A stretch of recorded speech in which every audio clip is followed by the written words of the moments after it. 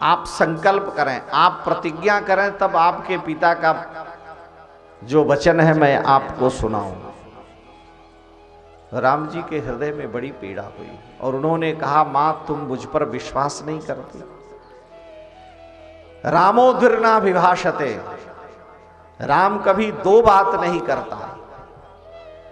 राम जी ने कह दिया कि दे दिया, बस एक बार, फिर दे दिया दे दिया दे दिया, ये कहने की जरूरत ही नहीं। इसलिए आप हमें आदेश दें। कैकेयी ने कहा कि महाराज ने मुझे 2 वरदान देने के लिए कहे थे। उसमें प्रथम वरदान में अपने पुत्र भरत को अयोध्या का युवराज और तुम्हें 14 वर्ष के लिए तपस्वी वेश में वनवास मांगा है। और यही सुन करके आपके पिता इस दशा को प्राप्त किए हैं। इनको कहने में बड़ा संकोच हो रहा है, लेकिन राम जी को यह सुन करके न हर्ष हुआ न विषाद हुआ। तुलसीदास जी पहले ही कह रहे हैं कि प्रसन्नतां यान गताभिषेकतः न मम्लऊ वनवास दुःखतः। ब्रह्म का लक्षण ही यही है कि जो सुख और दुख में समान रहे, सुख में हर्षित हो जाए, दुख में दुखी हो, ये जीव का लक्षण है। और जो सदा समान रहे वही ईश्वर है। विरुद्ध धर्म का जिसमें आश्रय हो, विरुद्ध धर्माश्रयत्वम ईश्वरत्वम। राम जी ने कहा तो ये कौन सी बड़ी बात है, लेकिन महाराज मुझसे कुछ नहीं कह रहे हैं। चक्रवर्ती दशरथ जी महाराज राम जी को गोद में लेकर के विलाप करने लगे, रुदन करने लगे। मौनम स्वीकार लक्षणम। चक्रवर्ती जी ने कहा कि रघुनंदन, इस दुष्ट पापिनी ने पहले शपथ दिलाया और शपथ दिला करके इसने मुझसे वर मांगा है। मैं तुम्हारे बिना जीवन धारण नहीं कर सकता। हे राघव, तुम मुझे बंदी बना लो, बलात् अयोध्या का राज्य अपने हाथों में ले लो, लेकिन इस कैकेयी पापिनी के संकल्प को पूरा मत होने दो। श्री राम प्रभु ने कहा कि गुरुदेव, पिताजी, पुत्र का धर्म है पिता की आज्ञा का पालन करना। इसलिए मैं 14 वर्ष वन में बड़ी सहजता से सुखपूर्वक रह सकता हूं। इससे बड़ा सौभाग्य क्या होगा जिसमें मेरी मां प्रसन्न हो। हे महाराज, आपको चिंता नहीं करनी चाहिए। राम जी बड़े प्रसन्न हुए, पिता को प्रणाम करके गए। माता कौशल्या प्रतीक्षा कर रही थी। उनको बतलाया है कि ये पूजन की सामग्री अब ऐसे ही रहने दो, पिताजी ने मुझे वन का राज्य दिया है। राम जी वन में जाने को तैयार होते हैं। वशिष्ठ जी महाराज सारे पुरजन परिजन कैकेयी को बहुत कोस रहे हैं। श्रीमद् रामायणम में बड़े विस्तार से चर्चा है, रामचरितमानस में तो संक्षेप में है। आखिर में भगवती सीता को समझाए बुझाए वह नहीं मानी, उनको साथ में लिए। श्री लक्ष्मण जी महाराज भी नहीं माने, तो लक्ष्मण जी को भी साथ में लेकर के राम जी चक्रवर्ती दशरथ जी महाराज के चरणों में गए, पिता को प्रणाम किया और उनसे अनुमति लेकर चलने को तैयार हो गए। महाराज दशरथ फूट फूट करके विलाप करने लगे। पिता की आज्ञा लेकर के श्री राम निकले। सुमंत को आदेश दिया कि इनको रथ में बैठा करके वन में ले जाइए, 2-4 दिन दिखा करके वापस लाना। दशरथ जी महाराज कैकेयी को बहुत कोसते हैं और कहते हैं कि आज से जिस अग्नि को साक्षी करके मैंने तेरा हाथ अपने हाथ में लिया था, तुझे अपनी पत्नी स्वीकार किया था, मैं तेरा परित्याग करता हूं। और हे कैकेयी, यदि तेरे इस विचार में तेरे पुत्र भरत का भी विचार रहा हो तो मैं तेरे पुत्र का भी त्याग करता हूं। आज से तू मेरी पत्नी नहीं, भरत मेरा पुत्र नहीं। अगर भरत की भी इसमें सम्मति है, अब मैं तेरे महल में एक क्षण भी नहीं रह सकता। और महाराज को दासियां पकड़ करके देवी कौशल्या के महल में ले आई। अयोध्या अनाथ सी हो गई है और रथ पर बैठ करके तीनों भाई, तीनों श्री राम जी भगवती विदेहजा और लक्ष्मण जी वन को प्रस्थान करते हैं। छोड़ चले आज हमारे राम अयोध्या छोड़ चले, छोड़ चले आज हमारे राम अयोध्या छोड़ चले, मुख मोड़ चले आज हमारे राम अयोध्या छोड़ चले, मुख मोड़ चले आज हमारे राम अयोध्या छोड़ चले।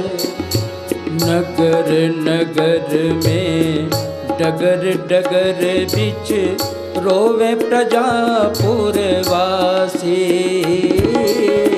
नगर नगर में डगर डगर बिच रोवे प्रजापुर वासी, जिनका राज तिलक होना था वही हुए बनवासी, जिनका राज तिलक होना था वही हुए बनवासी। अवध से नाता तोड़ के भगवान हो, अवध से नाता तोड़ के भगवान बन से नाता जोड़ चले, मुख मोड़ चले आज हमारे राम अयोध्या छोड़ चले, मुख मोड़ चले आज हमारे राम अयोध्या छोड़ चले। जैसे बछड़ा छूट जाने से रोया करती गैया, जैसे बछड़ा छूट जाने से रोया करती गैया, जैसे बछड़ा छूट जाने से रोया करती गैया, जैसे बछड़ा छूट जाने से रोया करती गैया, वैसे ही आज रोए रही है राम लखन की मैया, वैसे ही आज रोए रही है राम लखन की मैया। फूलों से नाता तोड़ के भगवान हो, फूलों से नाता तोड़ के भगवान कांटों से नाता जोड़ चले, मुख मोड़ चले आज हमारे राम अयोध्या छोड़ चले, छोड़ चले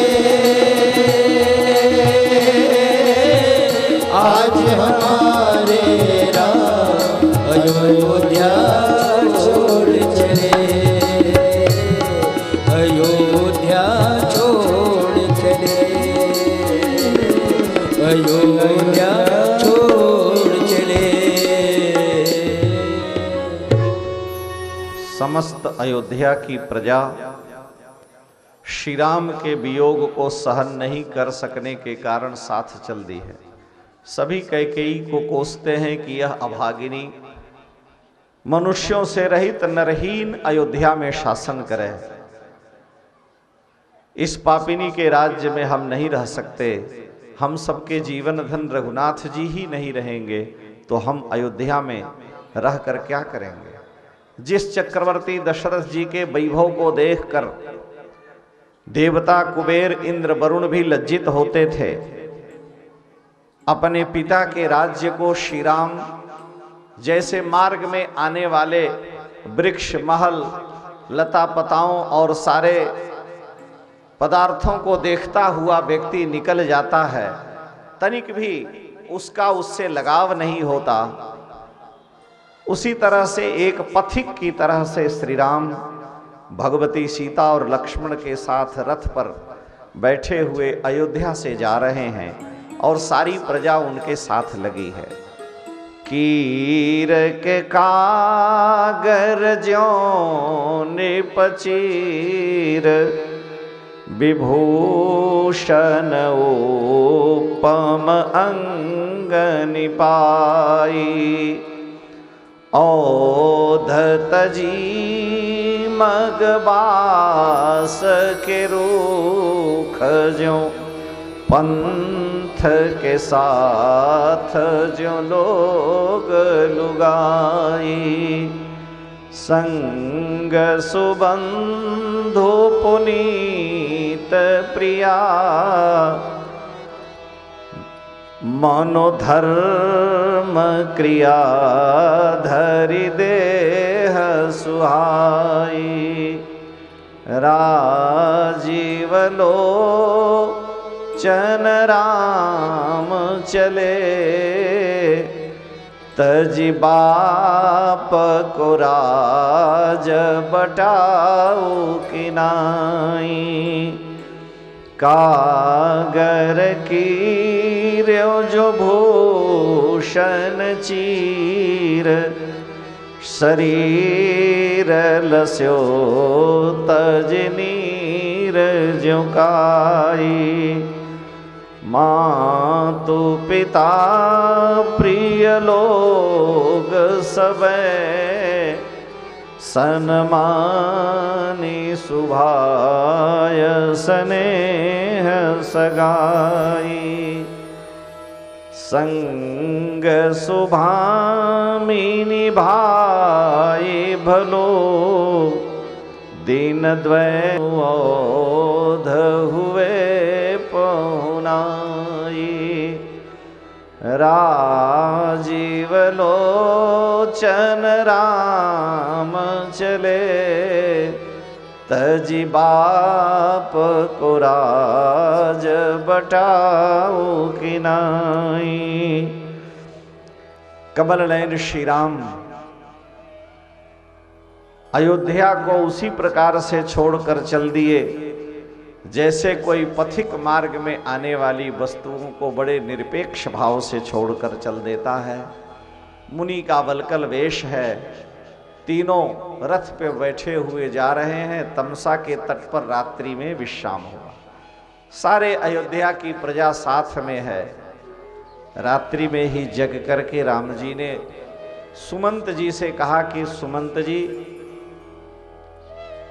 सारे अयोध्या के लोग मेरे साथ यहाँ आ गए हैं और अगर ये मेरे साथ बन भी जाएंगे तो इनको तो कष्ट होगा ही, लेकिन सबसे बड़ी बात यह है कि मेरी माँ कौशल्या, मेरी माँ जो कैकेयी है, वो मेरे पिता को दोषी ठहराए कि इन्होंने हमें वरदान के रूप में राज्य तो दिया, लेकिन यहाँ किसी प्रजा को नहीं रहने दिया।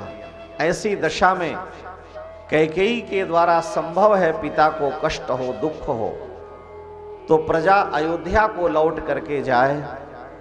सबको यहाँ से साथ लेकर चलना ठीक नहीं है। तो खोज मारी रथ हाक उताता, आप ऐसी कुशलता से रथ को निकालें कि लोगों को पता न चले। सुमंत जी रात्रि में ही श्री राम, भगवती सीता, लक्ष्मण को रथ पर बिठाए और आगे पीछे घुमा करके बड़ी सहजता से तमसा के तट से लेकर के रथ आगे चले गए। प्रातः काल होने पर अयोध्या वासी जगे, चारों ओर ढूंढने लगे, विलाप करने लगे। बहुत से लोग लौट करके अयोध्या आए, बहुत से लोग वहीं तमसा नदी के तट पर ही निवास किए कि जब तक श्री राम नहीं आएंगे। किसी ने केवल दूध पीकर राम जी के आगमन के लिए व्रत ले लिया, संकल्प लिया है। कोई फलाहारी है, कोई निराहारी है कि जब तक राघव का दर्शन नहीं होगा हम अन्न जल ग्रहण नहीं करेंगे। राम दर सहित नेम व्रत, सारी अयोध्या के लोग नियम व्रत का पालन करते हैं।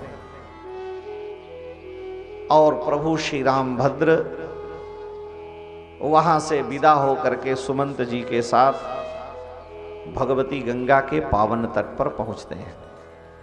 सीता सचिव सहित दो भाई श्रृंगबेरपुर पहुँचे जाए।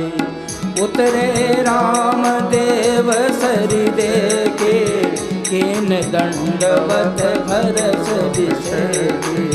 लखन सचिव सिय किए प्रणामा, सबहि सहित सुख पायहु रामा।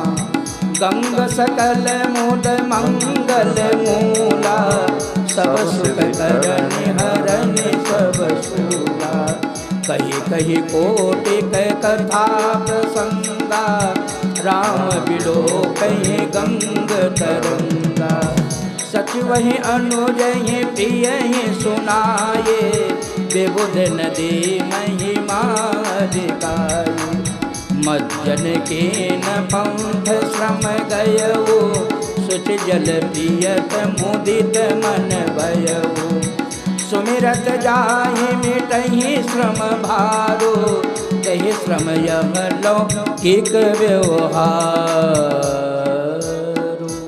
श्री राम प्रभु श्रृंगवेरपुर पहुंचे, भगवती गंगा का वंदन किया, स्नान पूजन आदि किया। श्री राम जी के मित्र गुहदेव वहां पर आए। गुहदेव जी ने श्री राम जी का स्वागत सत्कार किया है। जैसा कि आप पहले सुन चुके हैं, निषाद राजगुह श्री राम के बाल सखा हैं। दशरथ जी महाराज ने इनको श्रृंगवेरपुर का राज्य दे दिया है। तब से ये अयोध्या की ओर नहीं गए। इन्हें समाचार मिला कि श्री राम पिता की आज्ञा से वन में आए हैं। राम जी का स्वागत सत्कार किया है, चरणों में वंदन किया है और नाना प्रकार के उपहार भेंट किए। प्रार्थना किया कि हे प्रभु, आप मुझ दास पर अनुग्रह करें और यह राज्य, यह संपत्ति सब आपकी है। चल करके और आप इस दास के घर को पवित्र करिए। राम जी ने कहा, देखो पिता की आज्ञा है, मुझे वन में रहना है, इसलिए मैं कहीं नगर में निवास नहीं कर सकता। हे मित्र, तुम मुझे यहाँ सुंदर एक शैया की व्यवस्था करो। रात्रि में हम लोग यहीं पर विश्राम करेंगे। निषाद राजगुह ने पत्तों की सुंदर शैया तैयार की। श्री राम प्रभु अपने अनुज लक्ष्मण को आदेश दिए। श्री लक्ष्मण जी महाराज श्री राम प्रभु की आज्ञा से जो कुछ भी वन्य पदार्थ सुलभ था उन्हें ला करके निवेदन किए। सुमंत जी को समझाया है, विदा करने लगे। सुमंत जी विलाप करने लगे, महाराज का आदेश है, आपको लेकर चलना है। राम जी ने कहा कि मम प्रियार्थम राज्ञश्च सुमंत्रत्वं पुरीं व्रज। मेरा प्रिय करने के लिए, मेरे पिता महाराज दशरथ का हित करने के लिए, हे सुमंत जी आप अयोध्या को लौट जाएं। इसलिए कि जब आप अयोध्या को जाएंगे तो मेरी माता कैकेयी को विश्वास हो जाएगा कि श्री राम वन में है, नहीं तो कैकेयी विश्वास नहीं करेंगे। भृत्यवत्सल तिष्ठन्तं भर्तृपुत्र गते पथि, भक्तं भृत्यं स्थितं स्थित्या न मात्वं हातुमर्हसि। सुमंत जी कहने लगे, हे प्रभु, मैं आपके चरणों को छोड़कर लौटना नहीं चाहता। आप अपने साथ मुझे रखें। आपके बिना अनाथ अयोध्या में जाकर मैं क्या करूंगा। श्री राम प्रभु ने उन्हें समझाया है। सुमंत जी को विदा करते हैं। रात्रि में विश्राम किए। प्रातः काल लक्ष्मण जी निषादराज गुह ने बट का दूध लाया और श्री राम लक्ष्मण दोनों भाइयों ने जटा बनाई और वहां से भगवती गंगा के तट पर गंगा को पार करने के लिए गए। गंगा के तट पर भगवान का बड़ा प्रेमी एक भक्त केवट है। वो अपनी नौका गंगा के बीच में खड़ी करके बैठा हुआ है कि आएंगे, मेरे जन्म जन्मांतर की साधना सफल होगी, भगवान को मैं पार करूंगा। मांगी नावन केवट आना, मांगी नावन केवट आना, कहिए तुम्हार मरम में जाना, कहे तुम्हार मरम में जाना। चरण कमल रज कहूँ सब कहिए, चरण कमल रज कहूँ सब कहिए, मानुष करनी मोरे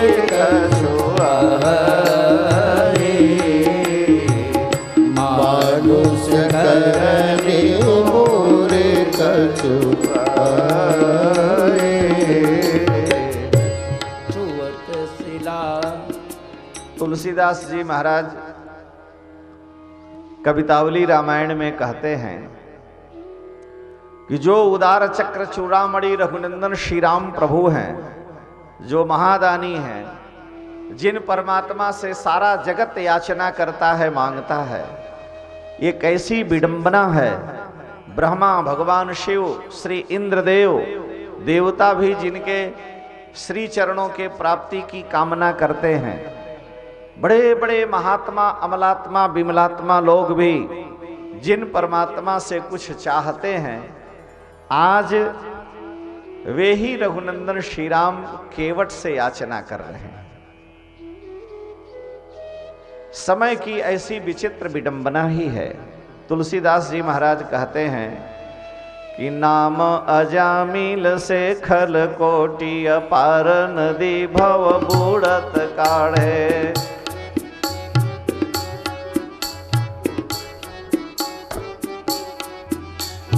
नाम अजामिल से खल कोटि अपार नदी भव बूढ़त काढ़े।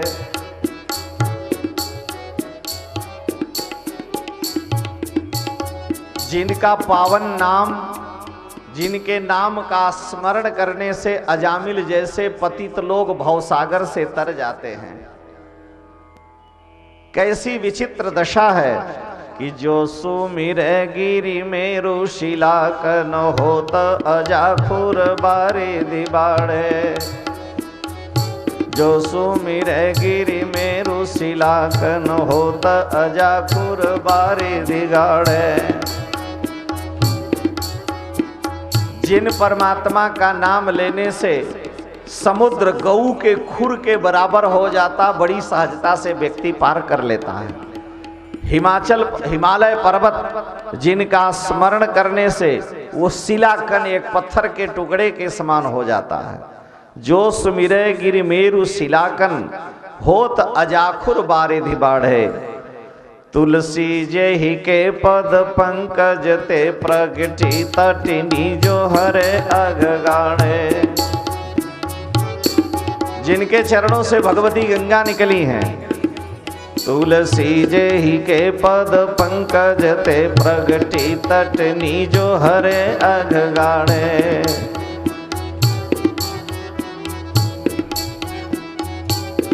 विडंबना क्या है, जिनके चरणों से भगवती गंगा निकली हैं, वही प्रभु भगवती गंगा के तट पर हैं और ते प्रभु या सरिता तरिबे कहूँ, ते प्रभु या सरिता तरिबे कहूँ, मांगत नाव करारे हुए ठाड़े।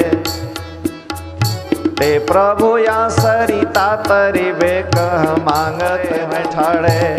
वे ही प्रभु गंगा जी से पार होने के लिए केवट से नाव मांगते हैं, जिनके नाम के बल से अजामिल जैसे पापी तर गए, जिनका नाम लेने से मेरु पर्वत पत्थर के टुकड़े के समान हो जाता है, समुद्र गऊ के खुर के समान हो जाता, बड़ी सहजता से व्यक्ति समुद्र पार भवसागर पार कर लेता है। वे श्री हरि आज केवट के सामने खड़े होकर नौका की याचना करते हैं।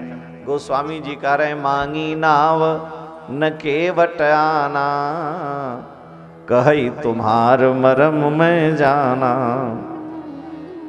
मांगी नाव न केवट आना, कही तुम्हार मरम में जाना।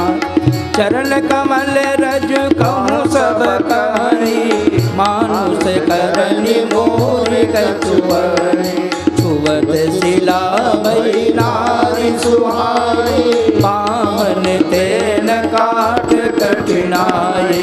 तरनी मुनि घरनी होई जाई, बाट पदई मोर नाव उड़ाई। गोस्वामी तुलसीदास जी का यह केवट प्रसंग बड़ा विलक्षण है। राजा धीराज के पुत्र हैं, चक्रवर्ती सम्राट के प्रभु, और केवट से नौका की याचना करते हैं। भैया देहु नाव तो उतरी जाऊं पार, सरकार जनी जाहु रुक जाहु अबदाही पे। वो मानता ही नहीं है। राम जी ने कहा कि नौका ले आओ, मांगी नाव, लेकिन न केवट आना। वो आ नहीं रहा है। भगवान ने कहा क्यों? कही तुम्हार मरम में जाना। मैं आपके बारे में जानता हूं, आपके चरण की रज से पत्थर छू गया और उसका परिणाम ये हुआ कि वह पत्थर स्त्री बन गया। और ये तो मेरी नाव है, लकड़ी की है, दूसरे पानी में बहुत दिन से पड़ी है। ऐसी दशा में ये मेरी नौका जो पानी में पड़ी है, अगर ये आपके चरण के रज से छू गई तो इसको स्त्री बनने में कितना समय लगेगा। इसलिए हे प्रभु, अगर आप पार जाना चाहते हैं तो हमको आदेश दें, हम आपके चरण को धो लें और उसके बाद आपको हम पार उतारेंगे। बड़ी मेरी छोटी सी है नाव, तेरे जादू भरे पाँव, हो मोहे डर लागे राम, कैसे बिठाऊं तुम्हें नाव में। मेरी छोटी सी है नाव, तेरे जादू भरे पाँव, मोहे डर लागे राम, कैसे बिठाऊं तुम्हें नाव में। ओ कैसे बिठाऊं तुम्हें नाव में। तुम हो सबके तारणहार, कर दो मेरा बेड़ा पार। तुम हो सबके तारणहार, कर दो मेरा बेड़ा पार। सुनो मेरे सरकार, कैसे बिठाऊं तुम्हें नाव में। ओ कैसे बिठाऊं तुम्हें नाव में।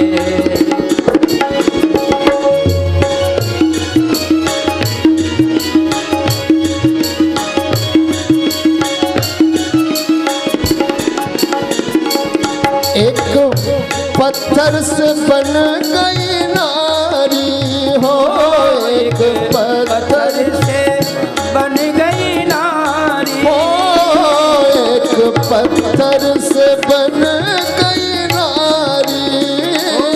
एक पत्थर से बन गई नारी। ये तो लकड़ी की नाव हमारी, ये तो लकड़ी की नाव हमारी। चलता इससे रोजगार, पालूं अपना परिवार, चलता इससे रोजगार। पालूं अपना परिवार, कैसे बिठाऊं तुम्हें नाव में, हो कैसे बिठाऊं तुम्हें नाव में। हाँ, मेरी छोटी सी है नाव, तेरे जादू भरे पाँव, मोहे डर लागे राम, कैसे बिठाऊं तुम्हें नाव में, ओ कैसे बिठाऊं तुम्हें नाव में।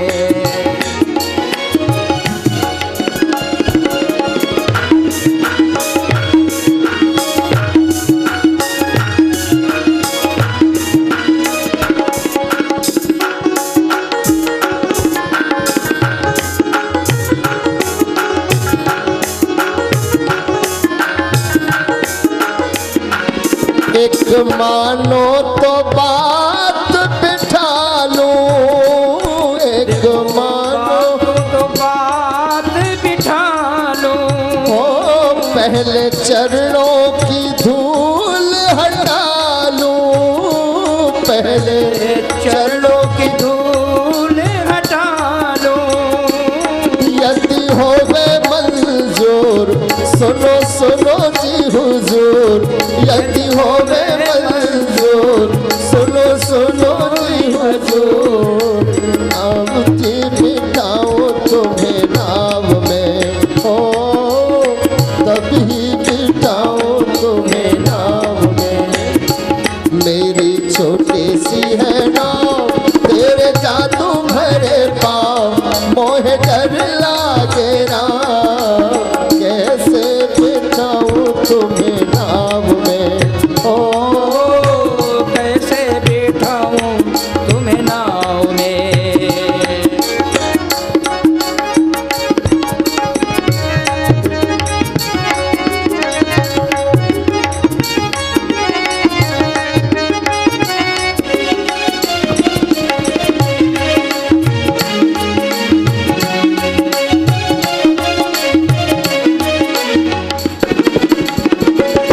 बड़े प्रेम सहित पग धोता, बड़े प्रेम सहित पग धोता, हो बड़े प्रेम सहित पग धोता, बड़े प्रेम सहित पग धोता।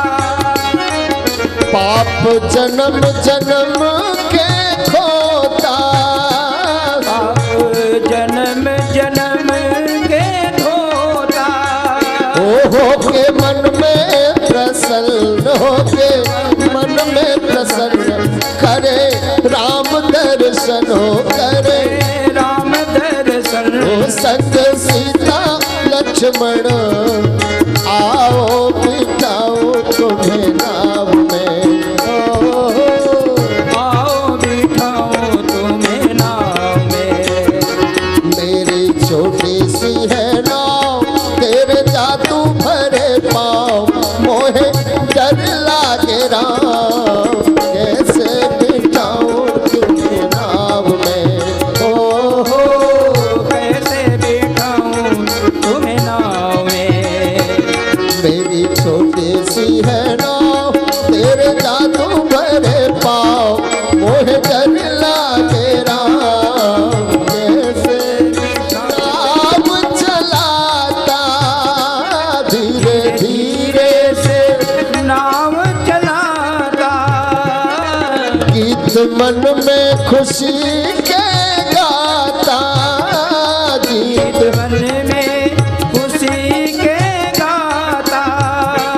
सूरज डूबे ना क्षण में, ओ सूरज डूबे ना क्षण में, राम ना जाए वन में, राम ना जाए मन में बैठे रहे मेरी नाव में, ओ तुम्हें नाव में। मेरी छोटी सी है तुम्हें नाव में। मेरी छोटी सी है नाव, तेरे जादू भरे पाँव, मोहे डर लागे राम,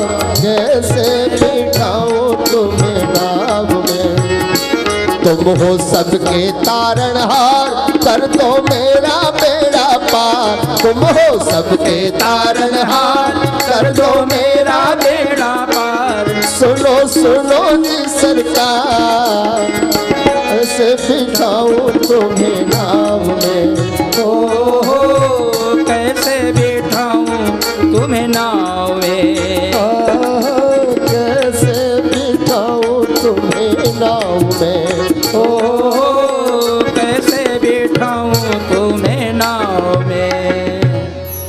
केवट भी कोई सामान्य नहीं है, ये केवट भी बड़ा चालाक है, बहुत चतुर है। ये कह रहा है कि आपके चरणों में जादू है। छुअत शिला भई नारी सुहाई, पाहन तेन काठ कठिनाई। जब आपके चरणों के रज के स्पर्श होने से पत्थर स्त्री हो सकता है, तो ये तो काठ की नाव है, पानी में पड़ी है। मिथिलापुरी के लोग कहते हैं कि राम जी आपके चरणों में जादू है। अभी आप सुन रहे थे, वो कहते हैं आपके चरणों में जादू है, तो जादू कहाँ रखा रहा है आपका? अयोध्या से आप चले तो क्या रास्ते में कहीं कोई आपके चरणों से पत्थर नहीं टकराया? अयोध्या से मिथिला तक आप आ गए, वन से हो करके आए, विश्वामित्र बाबा के आश्रम से हो करके आए, और कहीं न कहीं रास्ते में कोई न कोई पत्थर तो आपके चरणों से छुआ ही होगा, लेकिन कोई भी पत्थर स्त्री नहीं बना। और ज्यों ही आपने मिथिला में प्रवेश किया तो इस भूमि का ये चमत्कार है, इस भक्ति भूमि का ये प्रभाव था कि आपके चरणों में जादू आ गया और पत्थर स्त्री बन गई। तो आपके चरणों का जो चमत्कार है उसमें विशेषता है ये मिथिला के भूमि की, भक्ति की, मिथिला की भूमि की विशेषता है। आपके चरणों में कोई जादू नहीं है, नहीं तो कहीं भी आप पत्थर छूते। विंध्य पर्वत में गए और विंध्य में गए, पता नहीं कितने पत्थर ठाकुर जी के चरणों से टकराए होंगे, लेकिन कोई स्त्री नहीं बनता है। केवल विदेह नगर, जनकपुरी, मिथिलापुरी, इस प्रेम नगरी में ही ठाकुर जी के चरणों के स्पर्श से पत्थर स्त्री बनता है। तो केवट याद दिलाना चाहता है कि भक्ति नगर में आपने प्रवेश किया तो आपके चरण में चमत्कार आ गया, पत्थर छू गया, स्त्री हो गई। तो यह आपका दास, यह शरीर भी भक्ति नगर ही है। हमारा आपका शरीर, हम भगवान की सेवा पूजा करें, शरीर भी एक नगर है, और इसमें सेवा पूजा की जो हृदय में भावना है वही भक्ति है। तो हे नाथ, अगर आपके श्री चरणों का स्पर्श हो गया तो जब पत्थर छू करके गौतम की स्त्री बनकर भगवान के धाम जा सकती है, तो इस केवट का भी उद्धार हो जाएगा। मेरी ये कामना है कि आप अपने चरण की रज हमें प्रदान करें। दो बातें इसमें छिपी हैं, समय बहुत लगेगा लेकिन हम सुना दे रहे हैं 2 मिनट में, जल्दी में, बहुत समय लग जाएगा। बड़े बड़े विद्वान लोग कई दिनों तक यही कथवे सुनाते हैं, मांगी नाव न केवट आना है।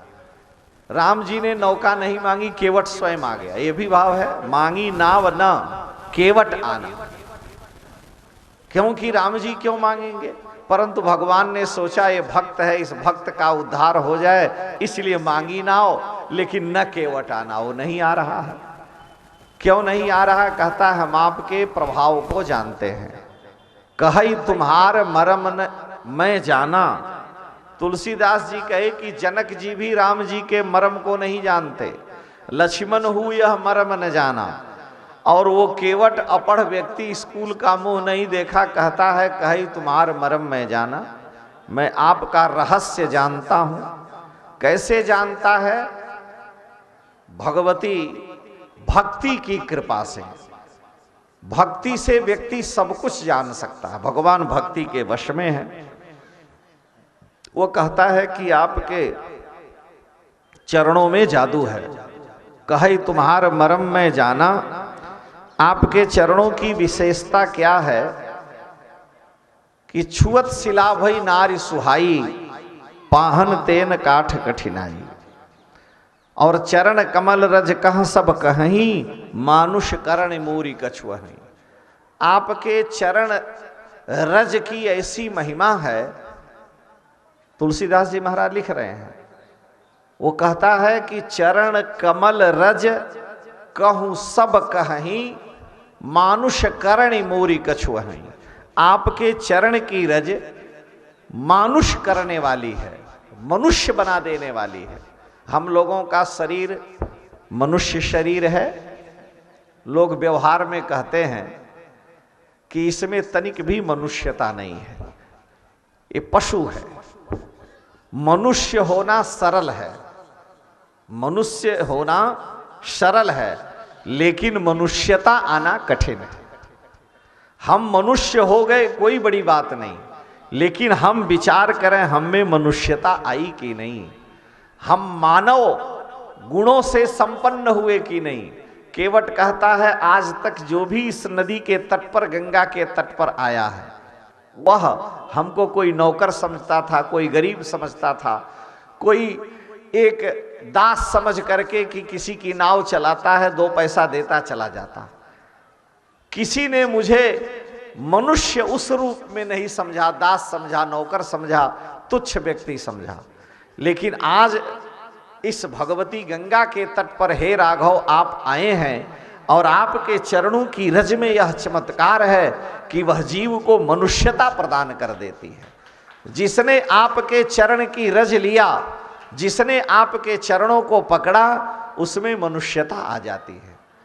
हम लोग मार्ग में जाते हैं टहलने घूमने, यहाँ की तो बात छोड़ दीजिए, बड़े शहरों में भी चंदन देख करके जो कभी हमें देखे नहीं, हमारे परिचित नहीं, विदेशी हैं, घूमने आए हैं, वो भी टूटी फूटी हिंदी बोलते हुए कहते हैं नमस्कार। यानी उनको लगता है कि ये कोई व्यक्ति अन्य लोगों से भिन्न है, दाढ़ी बढ़ाया है, चंदन लगाया है, कोई ये विशेष, यानी कुछ इनके जीवन में राम श्याम धर्म कर्म होगा, हम क्या हैं ये तो हम जानते हैं। लेकिन उस व्यक्ति की श्रद्धा बनती है, यानी वो ये समझता है कि मनुष्य तो सभी हैं, लेकिन उन सारे मनुष्यों में ये कोई विशेष गुण संपन्न है, नहीं तो किसी को नमस्कार नहीं बोलता, हम ही को क्यों बोलता है। इसका मतलब है कि मनुष्य के कोई विशेष गुण, तो जिसमें भक्ति आएगी, जो सिर पर तिलक लगा रहा है, जो गले में तुलसी पहने हैं, उसमें स्वाभाविक रूप से मनुष्यता के गुण आने लगेंगे। लक्षण का प्रभाव है। हम अगर दुष्कर्म करेंगे तो हमें स्वयं शर्म आएगी कि हम ऐसा वेश लेकर कैसे कर रहे हैं। तात्पर्य यह है कि भगवान की भक्ति से जीव में मनुष्यता आती है, मानव के दिव्य गुण उसमें प्रकट होते हैं और वह देवत्व को प्राप्त करता है। अरविंद ने, योगी अरविंद ने अपने गीता भाष्य में यह लिखा है कि भगवान की भक्ति और गीता का ज्ञान जीव को मनुष्य से देवता बनाता है, उसमें मनुष्यत्व प्रकट होता है और वो देवत्व की ओर बढ़ता है। तो केवट कह रहा है कि आपके चरणों की रज में यह जादू है कि मानुष करण मूरी कछु हई, यह मनुष्यता प्रदान करने वाली है। जो आपके चरणों का स्पर्श कर ले, आपकी कृपा को प्राप्त करे, उसमें मानवोचित गुण आ जाते हैं।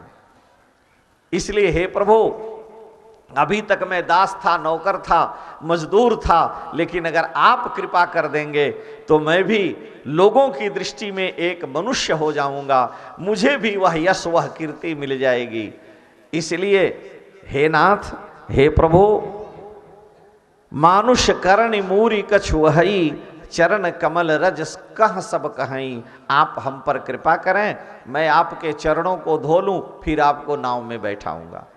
राम जी ने कहा बड़ी विचित्र बात है, आपके घर मान लिया कोई आया तो आपका धर्म बनता है, गुरुजी आए हैं, आप गुरुजी का चरण धोवें और उनको आसन पर बैठावें। जब गुरुजी कहेंगे कि आओ जल्दी से थाल लेकर मेरा पैर धोवो, तो लोग कहेंगे कि गुरुजी पैर धुलाने के लिए ही परेशान है। राम जी कह रहे हैं कि इतना बड़ा ये बेवकूफ है कि कह रहा है मैं कहूं तब पैर धोए। अरे तुम्हारी श्रद्धा है तो तुम धो लो, लेकिन कह रहा है कि यदि आप कहोगे तभी मैं आपका चरण धोऊंगा। जो प्रभु अवश्य पारगा चहु त मोहि पद पदुम पखारन कहू। आप कहें कि हे केवट तुम आओ मेरा पैर धो, और राम जी सोच रहे हैं कि यह कैसे कहा जाए, अरे तुम्हारी श्रद्धा है तुम धो लो। लेकिन इसमें भी एक रहस्य छिपा है। वो कह रहा है कि आप कहेंगे तब हम धोएंगे, हम अपने मन से नहीं धोएंगे, आपके चरणों में बड़ा जादू है। बात क्या है, विचार करिए थोड़ा सा। जो गंभीर विषय है उसका हम स्पर्श करा दे रहे हैं, और तो आप सब सुने हैं।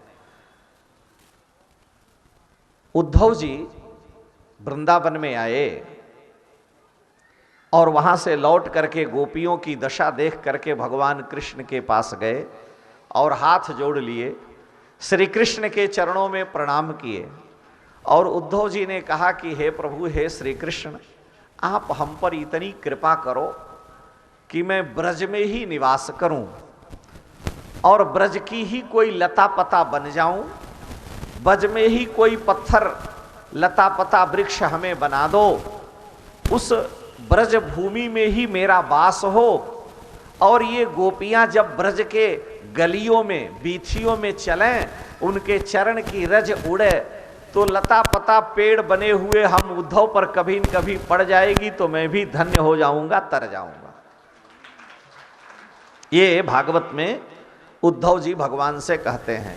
आसाम हो चरण रेणु जुसामहम श्याम वृंदावने किमपि गुल्मलतौषधीनां या दुस्त्यजं स्वजनमार्य पथं चहित्वा भेजुर्मुकुंद पदवीं श्रुतिभिर्विवृज्ञां। वेद की ऋचाएं, वेद मंत्र नेति नेति कह करके पार नहीं पाते। वेद के मंत्र जिनको खोजते रहते हैं जिस ब्रह्म को, ये गोपियां उस ब्रह्म को छाछ पर नचाने वाली हैं, प्रेम स्वरूपा हैं। अगर इन प्रेमियों के चरण की रज हमें मिल जाएगी तो मैं तर जाऊंगा। इसलिए मैं ब्रज में कोई लता पता होना चाहता हूं, गोपियों के चरण की रज मिल जाए। आसा महो चरण रेणु जुषामहम श्याम। अयोध्या कांड के प्रारंभ में ही आया है। श्री गुरु चरण सरोज रज निज मन मुकुर सुधारे, बरनौ रघुबर बिमल जश जोदायक फलचारी। लोगों ने तुलसीदास जी से कहा कि इसकी क्या जरूरत थी। तुलसीदास जी कह रहे हैं कि मैं रघुबर बिमल जश वर्णौ। अभी तक तो मैं बाल कांड में नहीं, अयोध्या कांड के शुरू में ही ये दोहा तुलसीदास जी लिख रहे हैं। दो जगह इसका वर्णन किए हैं। कहा, एक तो श्री गुरु चरण सरोज रज निज मन मुकुर सुधारी, बरनौ रघुबर बिमल जस जोदायक फलचारी। बुद्धिहीन तनु जानिके सुमिरौ पवन कुमार, बल बुद्धि विद्या देहु मोहि हरौ कलेश विकार। और आगे जय हनुमान ज्ञान गुण सागर। जब हनुमान जी का गुण गा रहे हैं उससे पहले और अयोध्या कांड से पहले कह रहे हैं कि श्री गुरु चरण सरोज रज। मैं अपने गुरुदेव, हमारा आपका मन कैसा है, दर्पण है। इस मन रूपी दर्पण पर मैल बैठ गई है।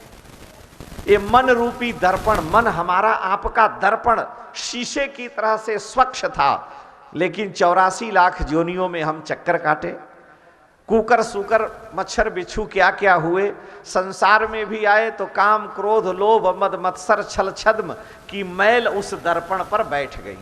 जैसे जैसे बड़े होते गए ये दर्पण गंदा होता गया, और ये दर्पण जब गंदा होता गया, धूल बैठ गई, तो उस दर्पण में अपने प्रियतम का स्वरूप नहीं दिखता है। क्योंकि भगवान तो सबके हृदय में है।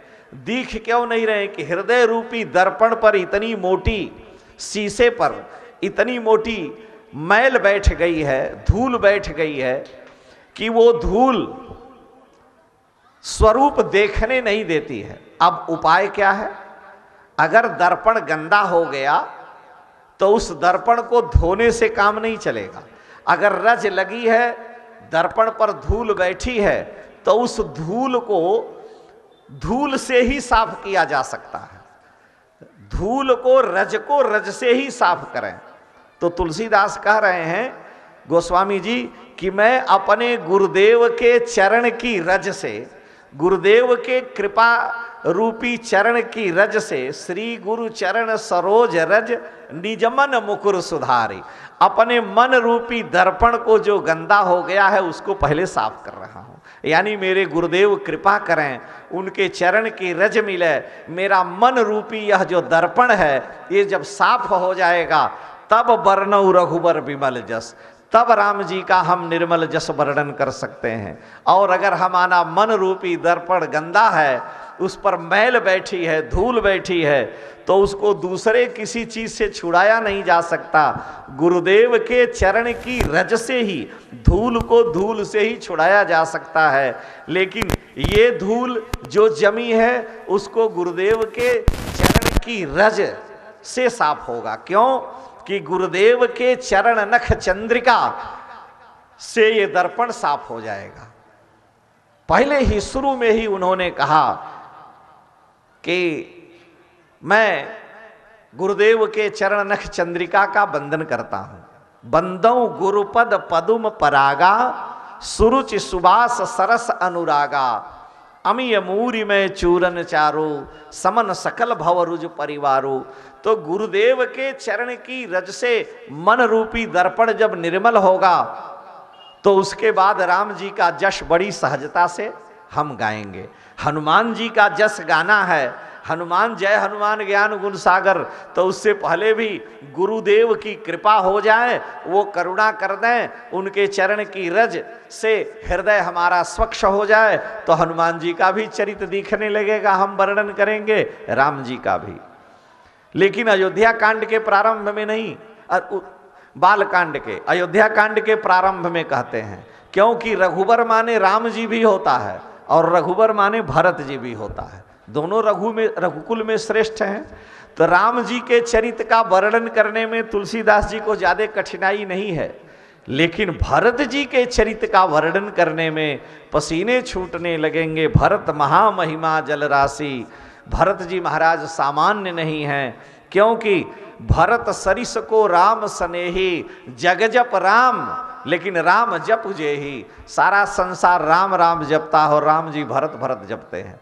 तो भगवान का चरित्र वर्णन किया जा सकता है, लेकिन भक्त का चरित्र, भक्त की महिमा का वर्णन करना बड़ा कठिन है, शास्त्र पीछे छूट जाता है। तो मैं भरत जी का चरित्र वर्णन करना चाहता हूं, गुरुदेव के चरण रज से अपने हृदय को साफ करके। यानी रज में ही जादू है। केवट कह रहा है कि आप अपने चरण की रज हमें दे दीजिए, मैं आपको पार उतार दूंगा। राम जी ने कहा कि चरण पर तो हमारा अधिकार है, लेकिन चरण की रज पर मेरा अधिकार नहीं है। आपका अपने पैर पर अधिकार है, चरण में जो रज है उस पर अधिकार कहां से है? क्योंकि वो रज भी, जो आप कल्पना करिए, विचार करिए कि जो धूल, जो रज भगवान के चरणों से लगी होगी, वो रज कितनी पुण्यात्मा होगी, वो रज कितनी दिव्य होगी। लोग वृंदावन जाते हैं तो ब्रज की रज उठा करके पाते हैं। वह रज धन्य है जिस रज में ठाकुर के चरण पड़े, वो भूमि धन्य है जहां जहां राम चरण चली जाही, तिन समान अमरावती नाही। तो वह रज, वह भूमि दिव्य है, अलौकिक है।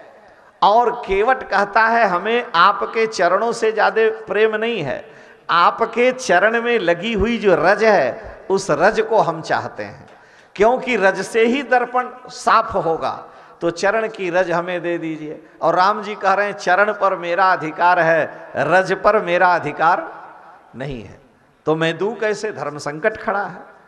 चरण कमल रज, चरण कमल को नहीं कह रहा है, चरण कमल रज कहूँ सब कहीं, मानुष करणी मूरी कछुअहि। आपके चरण की रज मनुष्यता प्रदान कर देती है। इसलिए हे गुरुदेव, हे प्रभु, आप आदेश दें और हम आपके चरण की रज ले लें। राम जी को कहना पड़ेगा कि हाँ तुम हमारे चरण की रज लो, क्योंकि चरण को तो वो धो लेगा, लेकिन चरण की रज कोई सामान्य नहीं है। बड़े बड़े पुण्यात्मा योगी अति ज्ञानी ध्यानी साधन करके पुण्य करके भगवान के चरणों में बैठे हैं। आपने श्लोक एक बड़ा प्रसिद्ध सुना होगा, तीर्थराज प्रयाग में अक्षय वट है। अक्षय वट जब महाप्रलय हो जाता है, कुछ भी नहीं रहता, केवल जल ही जल होता है, तो भगवान बाल मुकुंद अक्षय वट के एक पत्ते पर सोते हैं, सोए रहते हैं, और वो पत्ता प्रलय काल में बहता रहता है और बाल मुकुंद भगवान उस पत्ते पर पड़े हैं और अपने मुखार बिंद से, अरविंद माने कमल, मुखार बिंद में कर कमलों से अपने पैर के अंगूठे को, यानी करार बिंद से पादार बिंद को अपने मुखार बिंद में डाल करके चूसते रहते हैं। ये लिखा है, वो लिखते हैं कि करार विंदे न पदार विंदम, करार बिंद माने कर कमलों से, करार विंदे न पदार विंदम मुखार विंदे विनिवेशयंतम, मुंह में डाले हैं। बटस्य पत्रस्य पुटे शयानम बालम मुकुंदम मनसा स्मरामि। ये आप श्लोक बहुत सुने होंगे, लेकिन इसका अर्थ यही है कि भगवान बाल मुकुंद अपने करार बिंद से, कर कमलों से चरण कमल के अंगूठे को मुख कमल में डालकर चूस रहे हैं। अरे कोई 1-2 बरस का बच्चा हो, अज्ञानी हो, नासमझ हो, वह अपना अंगूठा मुंह में डाल के चूसे तो कोई बात नहीं, और परमात्मा जो जिनके श्वास से वेद प्रकट हुए परम ज्ञानी विज्ञान में ब्रह्म है, वो अपना अंगूठा चूसे तो थोड़ा सा विडंबना सी लगती है कि भगवान अपना अंगूठा काहे डाल के चूस रहे हैं। लेकिन इसमें रहस्य क्या है?